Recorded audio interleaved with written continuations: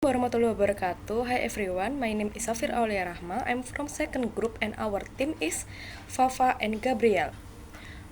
Today we will discuss about market equilibrium, price and quantity, cost and revenue function, and the last indifferent curve. What is market equilibrium? Market equilibrium is a condition when the market economic system reach equilibrium where the quantity of products and price offered are balanced. Di sini kita akan menjelaskan tentang apa sih itu keseimbangan pasar. Keseimbangan pasar adalah kondisi ketika sistem ekonomi pasar mencapai keseimbangan, yang mana jumlah produk dan harganya yang ditawarkan seimbang.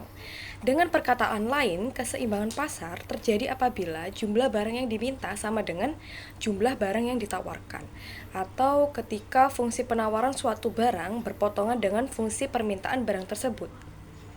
Keseimbangan pasar akan terjadi apabila harga produk yang diminta konsumen dan harga yang ditawarkan produsen sama ketika pasar tercapai. Seluruh harga produk cenderung menjadi stabil, dan fenomena ini juga disebut dengan keseimbangan harga. Kemudian market equilibrium akan terjadi apabila demand sama dengan supply atau permintaan sama dengan penawaran. Di sini kita akan menjelaskan tentang case study. Yang pertama ada soal, it is known that QD 6 min 0,75P and QS min 5 ditambah 2P. Then determine the price and amount of market equilibrium and draw the graph. Di sini diketahui dengan fungsi permintaan adalah 6 min 0,75 dan fungsi penawaran min 5 ditambah 2P. Di sini kita kelompokkan variabel dengan variabel dan tidak ada variabel dikelompokkan dengan tidak ada variabel. 6 min 5 dipindah ke kiri jadi plus 5, jadi 6 ditambah 5 sama dengan 11. Kemudian 2P min 0,75P dipindah ke sebelah kanan menjadi jumlah. Jadi 2 ditambah 0,75P sama dengan 2,75P. Kemudian 11 dibagi 2,75 agar kita mengetahui P atau price itu sendiri berapa. 11 dibagi 2,75 sama dengan 4. Maka diketahui P sama dengan 4 atau price sama dengan 4. Kemudian Q. Di sini kita akan terserah boleh masukkan yang QD fungsi permintaan atau masukkan ke QS atau fungsi penawaran, yang dimana saya di sini mencontohkannya kita masukkan ke fungsi permintaan. Q sama dengan 6 min 0,75 P-nya diganti dengan 4 yang tadi kita hitung, kemudian min 0,75 dikali 4 jadinya 6 dikurangin 3, maka quantity sama dengan 3. Jadi di sini sudah diketahui price and amount of market equilibrium is price is 4 and quantity is 3. Di sini juga digambarkan dengan kurvanya.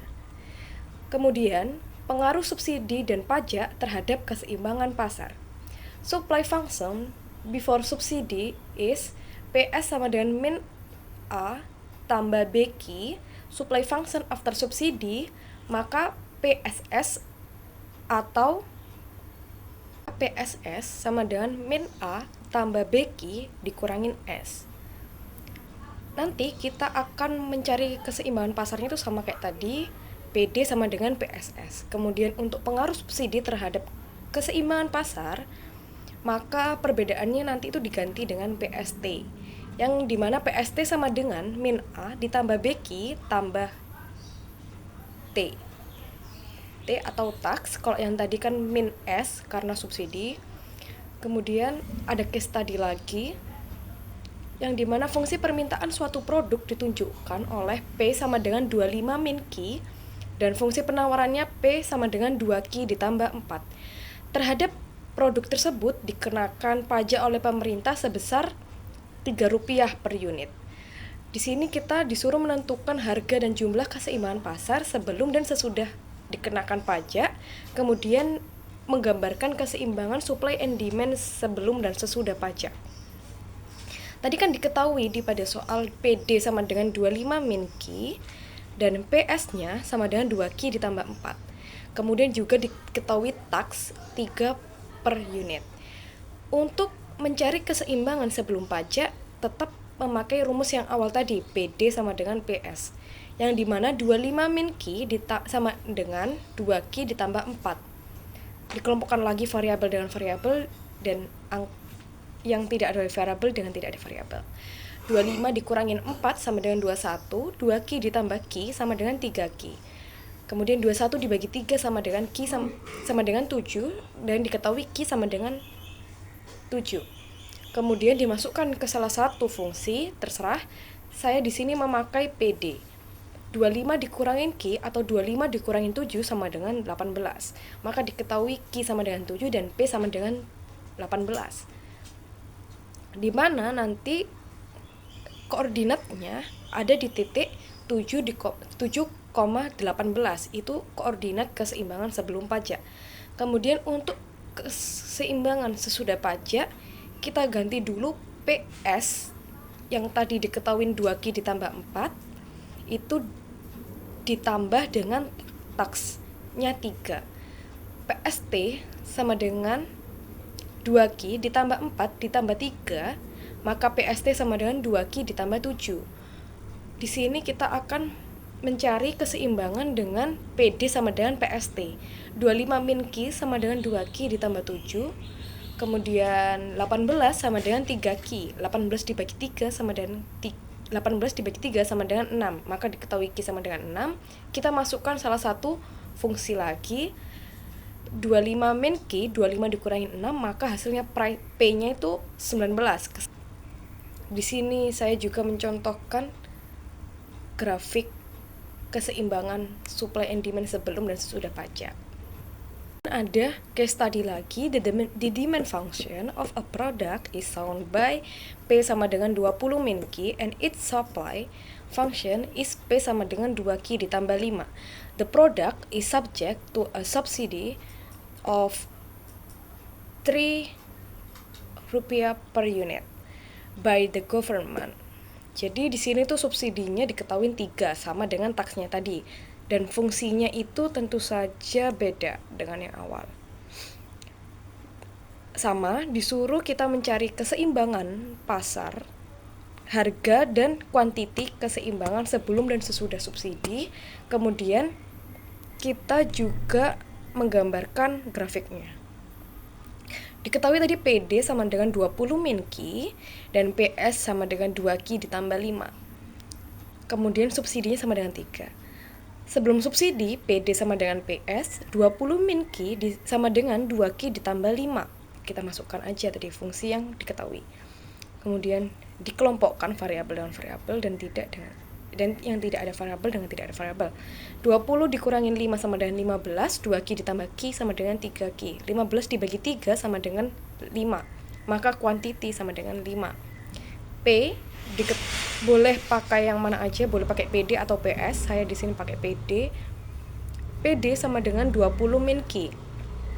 Maka 20 dikurangin 5 sama dengan 15 atau P sama dengan 15. Maka koordinat titik equilibrium before subsidi is 5,15. Untuk yang after subsidi kita ganti juga PSS. Tadi bedanya kalau tax itu ditambah sedangkan subsidi maka dikurangin.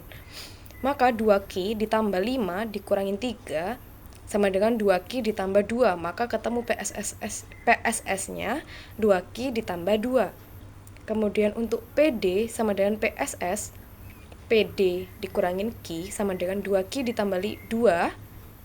Kemudian dikelompokkan lagi, 18 sama dengan 3Q. 18 dibagi 3 sama dengan 6.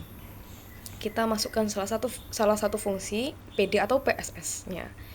P sama dengan 20 min Q, P sama dengan 20 min 6, kemudian P sama dengan 14. Maka koordinat equilibrium after subsidi is 6,14. Di sini saya juga telah menggambarkan grafiknya. kemudian dilanjut dengan tim saya, Gabriel.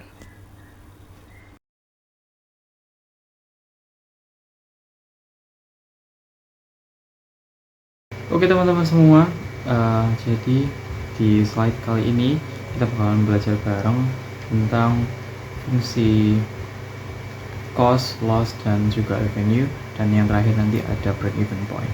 Langsung aja. Oke, di sini ada penjelasannya ya teman-teman ya. In cost theory, costs are divided into two, namely fixed costs and variable costs. Fixed costs are costs that must be incurred by a producer whose amounts tend to remain constant and not affected by the amount of production, while variable costs are costs incurred by producers in their account can change depending on the amount of goods produced. The combination of fixed costs and variable costs is what is called total cost. Jadi dalam teorinya ya teman-teman ya, di sini cost itu dibagi menjadi dua, ada fixed cost dan juga variable cost. Nah, untuk kombinasinya ini sendiri teman-teman dari fixed cost dan variable cost itu dapat kita sebut sebagai total cost lah. Di sini ini rumusnya ya teman-teman ya. Jadi total cost sama dengan fixed cost plus variable cost. Nah, di sini juga sudah ada terkait deskripsinya ya teman-teman ya. Oke, kita lanjut tentang contoh soal dari fixed cost teman-teman. Di sini soalnya adalah a company incurs fixed cost of 100 million rupiah. What is the function of its fixed cost and describe the function on a quotation graph.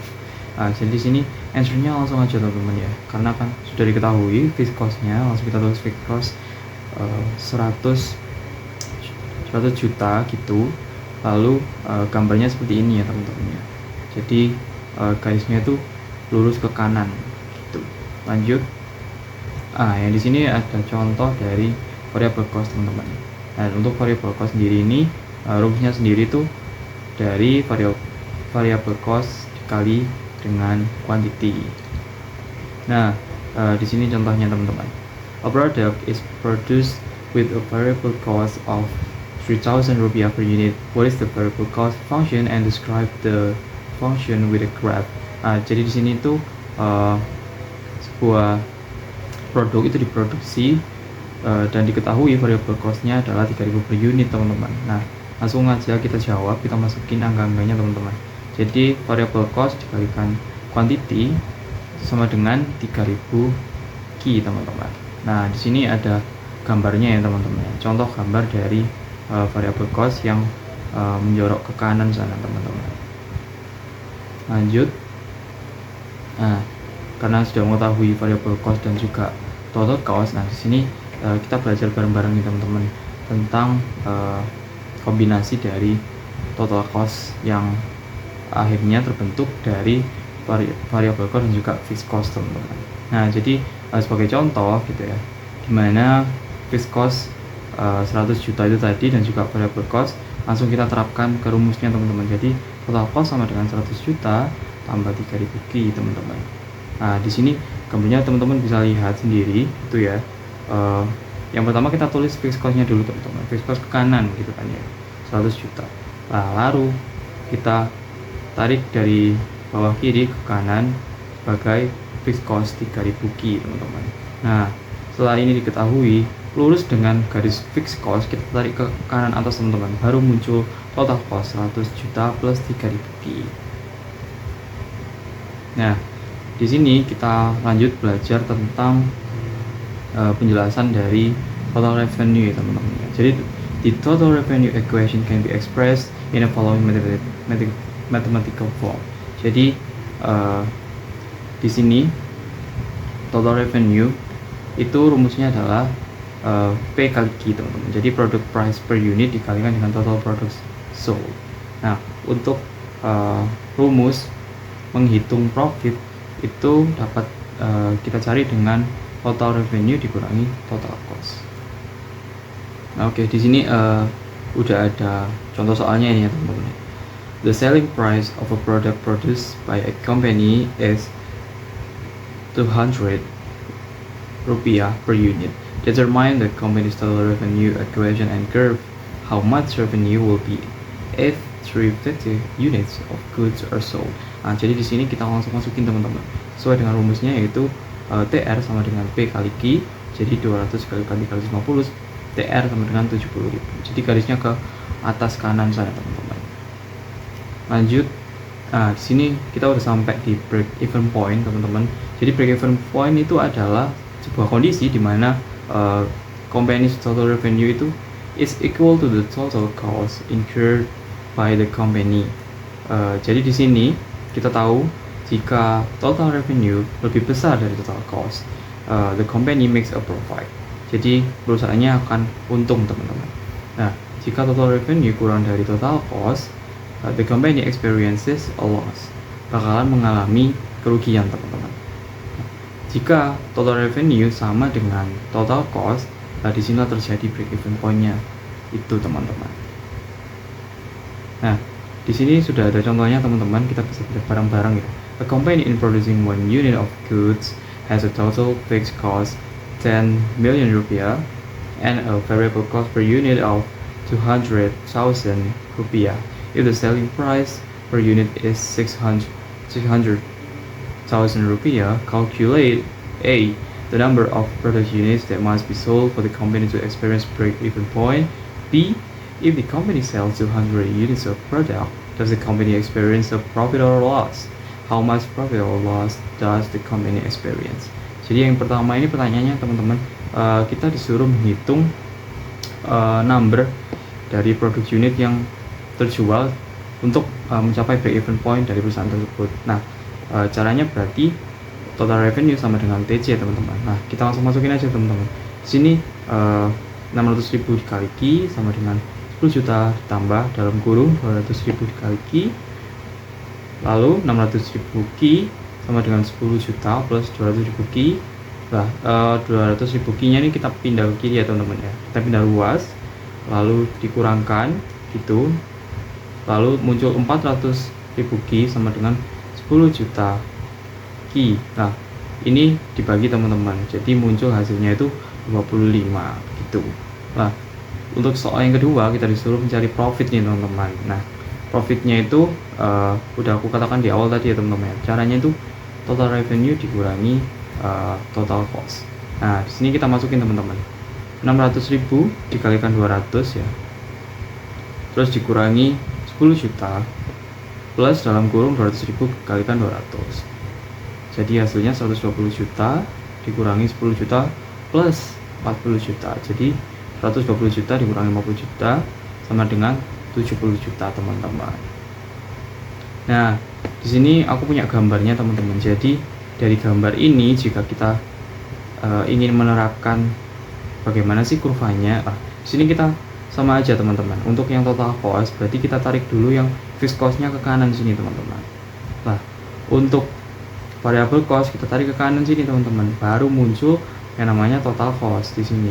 Nah, untuk break even point-nya tersendiri itu terjadi ketika garis revenue yang ke atas ini teman-teman bertemu dengan garis total cost. Nah, di tengah-tengah sini lah yang disebut break even point. Nah, jika perusahaan memproduksi di bawah yang sudah ditentukan tadi itu, perusahaannya akan experiences loss, akan mengalami kerugian. Jika perusahaan memproduksi lebih dari yang telah ditentukan, berarti perusahaan tersebut akan menghasilkan profit teman-teman. Jadi kurang lebihnya begitu teman-teman untuk materi yang aku jelasin ini.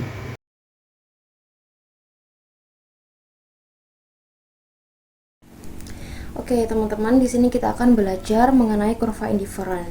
Jadi, an indifferent curve is a curve that connects the combination points of a certain number of goods consumed and provides the same level of satisfaction. Jadi, kurva indifferent adalah kurva yang menggabungkan titik-titik kombinasi dari sejumlah barang tertentu yang dikonsumsi dan akan menghasilkan titik kepuasan atau kepuasan kita itu sama gitu.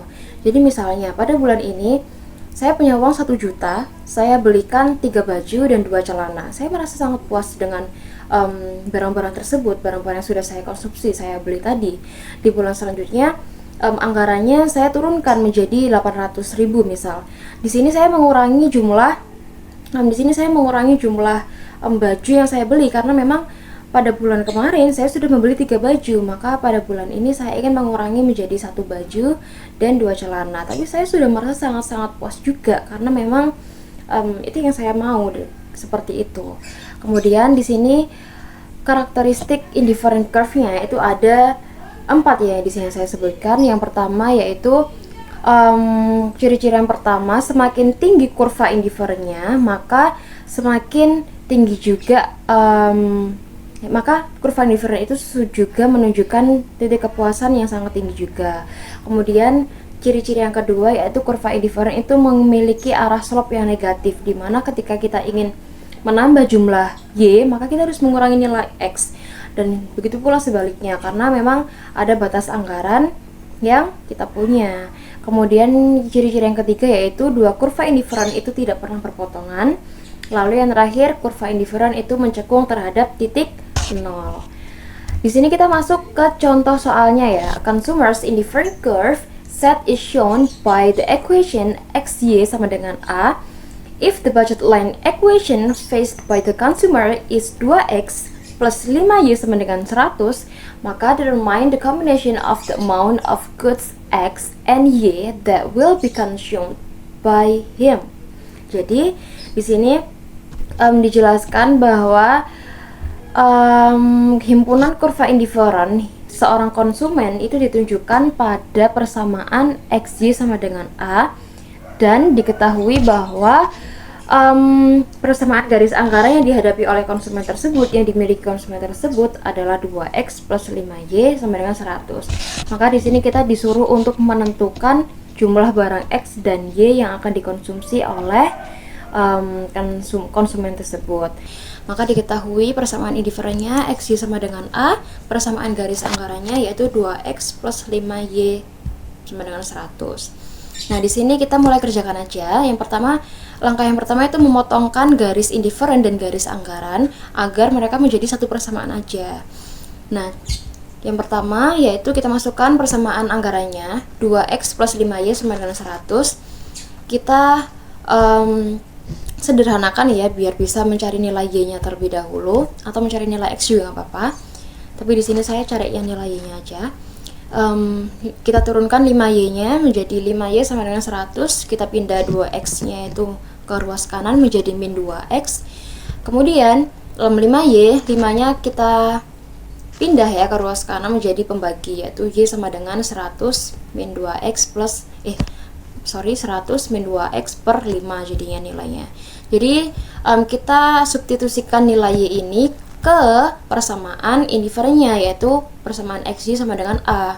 Nah, X-nya tetap kita tulis X ya, karena belum tahu nilainya. Kemudian Y-nya kita tulis substitusi nilainya tadi, yaitu dikurungkan 100 min 2x per 5 sama dengan A. Nah, untuk menghilangkan kurungnya, ini kita bisa mengalihkan X ini dengan 100 dan min 2x. Jadi X kali 100 sama dengan 100x, X kali min 2x menjadi min 2x kuadrat, per 5-nya tetap ya teman-teman, per 5. Nah, ini kan bentuknya masih seperti ini ya. Nah, kita bisa mengalihkan per 5 ini menjadi dengan A. Jadi kita jadikan ini seperti ini, 100x min 2x kuadrat sama dengan 5A, seperti itu.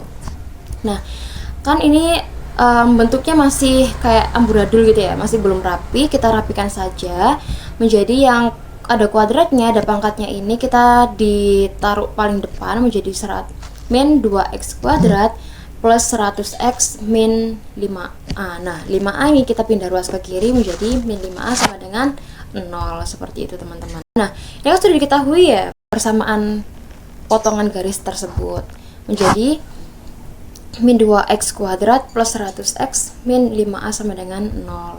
Seperti itu persamaannya. Kemudian untuk mencari agar persamaan mempunyai akar-akar kembar, syaratnya itu kan D sama dengan 0 ya. Maka rumus di determinan sama dengan 0 itu adalah B kuadrat min 4AC sama dengan 0. Nah, di sini untuk bisa mengerjakan rumus tersebut kita harus tahu ya nilai dari A, B, C-nya itu apa aja. Jadi diketahui di sini nilai A-nya adalah min 2, nilai B-nya adalah 100, dan nilai C-nya adalah min 5A. Nah, di sini kita masukkan saja teman-teman ke rumusnya tadi, yaitu B-nya adalah 100 kuadratkan, kemudian 4A-nya min 2, nilai C-nya adalah min 5A.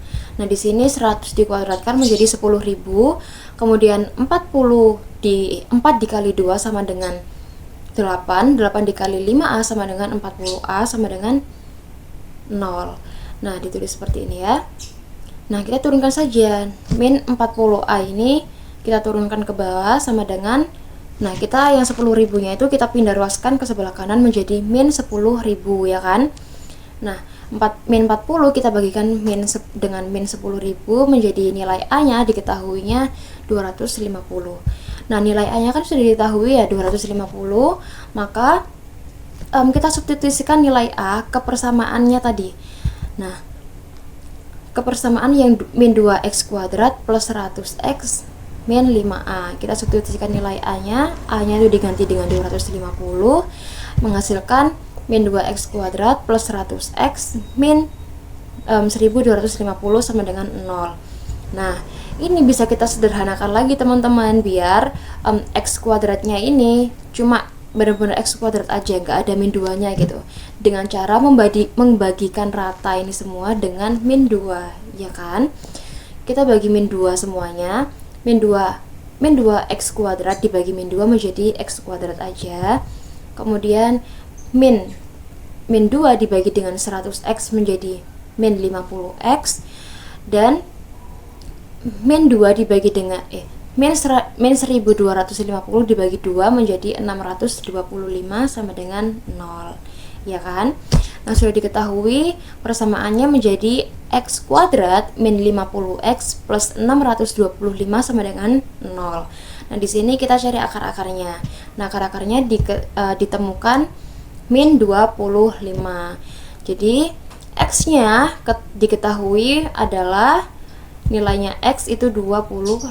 Nah, karena nilainya x sudah diketahui yaitu 25, maka kita masukkan kita substitusikan nilai x itu tadi ke dalam persamaan y, karena yang belum diketahui kan y. Karena nilai a sudah diketahui, x juga diketahui, maka kita mencari nilai y-nya dengan memasukkan nilai x tadi ke persamaan y-nya. Persamaan y tadi apa teman-teman? Y sama dengan 100 min 2x per 5. Jadi kita masukkan 2 ini x-nya menjadi 25 ya.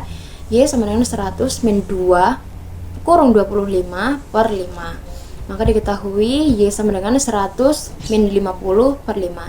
Nah, 100 dikurangi 50 kan 50 ya teman-teman, per 5. Jadi Y-nya sama dengan 50 dibagi 5, 10. Jadi Y-nya diketahui 10. Nah, di sini sudah lengkap ya teman-teman, kita ketahui semuanya. Jumlah barang X yang dikonsumsi oleh konsumen tersebut adalah 25, dan jumlah barang Y yang dikonsumsi oleh konsumen tersebut adalah 10 unit pada tingkat kepuasan atau A sama dengan 250. Nah, untuk menggambar kurva indifferent itu tadi kan kita harus menentukan titik potongnya terlebih dahulu ya teman-teman. Untuk menemukan titik potongnya kita cari satu-satu ya, kita buktikan satu-satu. Ini bisa kita kalikan 2 dikali 0 sama plus 5y sama dengan 100, kan tinggal 5y sama dengan 100 ya. Kemudian y-nya kita turunkan, 100 dibagi 5 adalah 20. Nah, jadi diketahui nilai y-nya, titik potong y adalah 0,20. Kemudian kita cari nilai x-nya ya. Kemudian yang kita jadikan 0 adalah y-nya. Jadi 2x plus 5 dikalikan 0 sama dengan 100. Jadi yang tinggal cuman 2x sama dengan 100. X sama dengan 100 dibagi 2 menjadi 50. Jadi nilai titik potong dari nilai x-nya adalah 50,0. Nah, di sini sudah cukup nih teman-teman buat kita untuk membangun atau membuat kurva indifferentnya. Itu sudah cukup ya komponennya. Oke, kita gambar kurva indifferentnya seperti ini. Kemudian kita masukkan titik potong yang terlebih dahulu tadi. Nilai titik potong y itu 0,20, maka di sebelah sini kan ya titik potongnya. Kemudian untuk nilai titik potong X itu adalah di 50,0, maka titik potongnya di sebelah sini. Nah, ini kita tarik garis lurus karena persamaan linear itu pasti garisnya lurus ya, teman-teman. Nah, di garis sini kita tulis ini adalah persamaan linear 2X plus 5Y sama dengan 100. Nah, kan sudah diketahui ya nilai Y-nya tadi berapa? Nilai Y-nya tadi adalah di titik 10 unit. Kemudian di nilai X ada 25 unit di sebelah sini. Nah, ini ketemunya nanti di sini berarti titiknya. Di sini baru kita bisa menggambar garis kurva indiferentnya melengkung jadi condong menghadap ke titik 0. Nah, bentuk kurva indiferen yang dimiliki oleh konsumen pada persamaan indiferen X sama dengan A dan persamaan garis anggaran 2X plus 5Y sama dengan 100 adalah bentuknya seperti ini, teman-teman.